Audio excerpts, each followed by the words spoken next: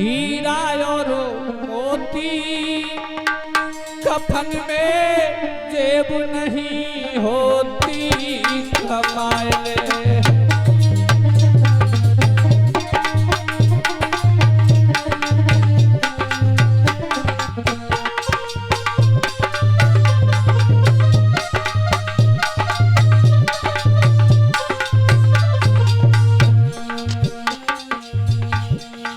चाहे कितनी माया कमाओ, चाहे कितना पैसा कमाओ, लेकिन मनुष्य की जिस समय जीवन यात्रा खत्म हो जाती है, मैंने अपने नेत्रों से देखा है परीक्षित महाराज, परिवार वाए जाई बात कहते हैं लकड़ियां ने थोड़ी ले लीजिए, क्या करो बेटा मैं क्या हो लकड़ी थोड़ी ले जाओ। जीवन में सब कुछ किया, लेकिन जिस समय अंतिम समय आया तो परिवार वाले लकड़ी की मना कर रहे हैं कि क्या करो ये।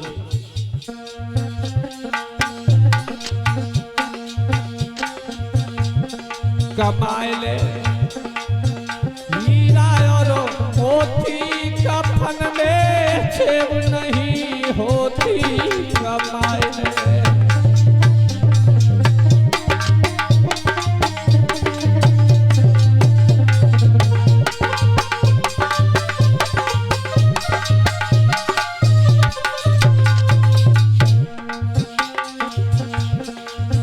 कोई खाए रहो दूध मलाई, कोई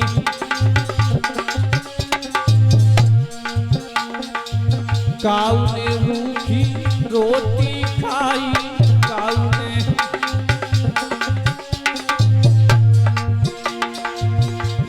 भूख सब एक ऐसी होती कफन में जेब नहीं होती भूख सब।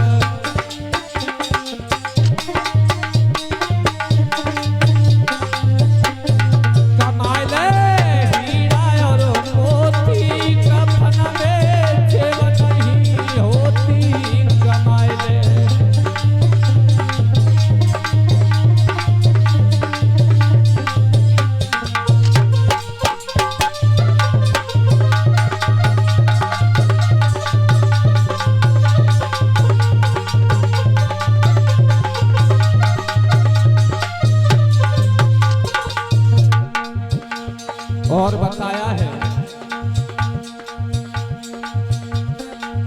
कोई सोए रहो डबल बेड पे,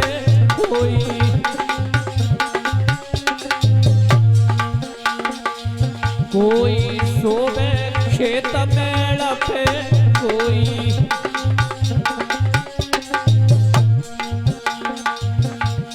नींद सब एक ऐसी होती कफन में जेब नहीं होती नींद सब।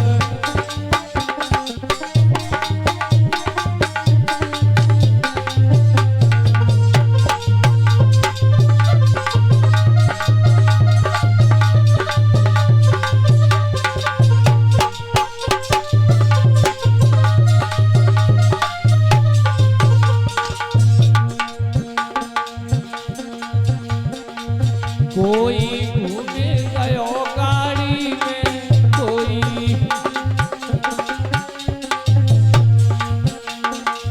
कोई चले कठिन झाड़ी में, कोई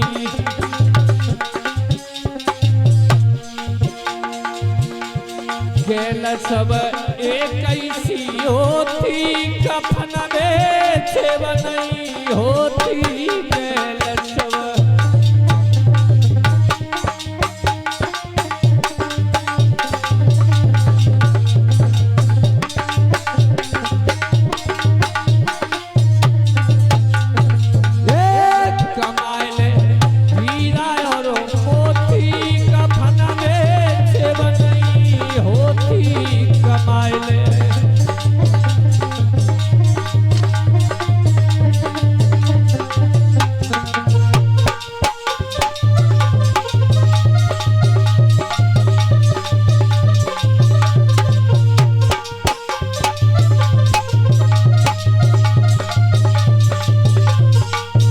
बोलो गोविंद भगवान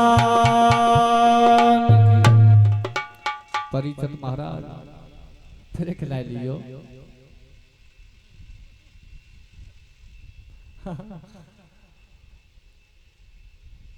बहुत समय श्री सूत जी कहते हैं सोनकाद ऋषियों, जब महाराज परीक्षित को श्राप लगा था, परीक्षित महाराज जी ने साधु के चरणों में बार बार नमन किया और कहा, महाराज ये मुझे भय नहीं कि साथ में रोज मुझे तक्षक रस लेगा और मेरी मृत्यु हो जाएगी, लेकिन महाराज ये जो श्राप लगा है इसका तेज कम करने के लिए अगर आपके पास कोई उपाय हो तो बताओ। संत भगवान समझा करके बोले हैं, महाराज परीक्षित, अगर श्राप का तेज करना कम करना है तो श्रीमद् भागवत कथा को आप सुने। श्रीमद् भागवत कथा को आप श्रवण करें, श्राप का तेज कब हो सकता है। जिस तरीका से बंदूक से गोली निकल जाती है,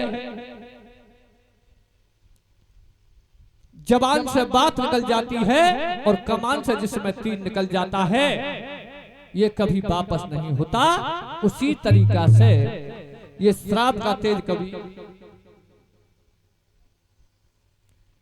ये श्राप कभी वापस नहीं हो सकता है।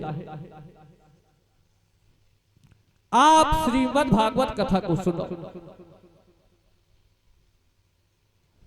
आज वही किया परीक्षित महाराज जी ने।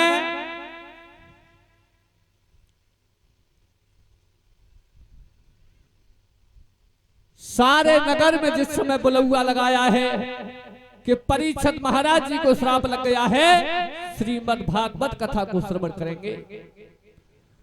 सारी प्रजा इकट्ठी हुई, जाकाऊ को राजा बढ़िया हो, प्रजा को पुत्र के समान प्यार करे, और प्रजा अगर जी मालूम पड़ जाए कि हमारे महाराज की मौत है जाई तो क्या चैन पड़ सकता है। जिस तरीका से परीक्षित महाराज कल आपने श्रीमद् भागवत कथा को सिर पर धारण किया था, उसी तरीका से हस्तिनापुर नरेश महाराज परीक्षित ने श्रीमद् भागवत कथा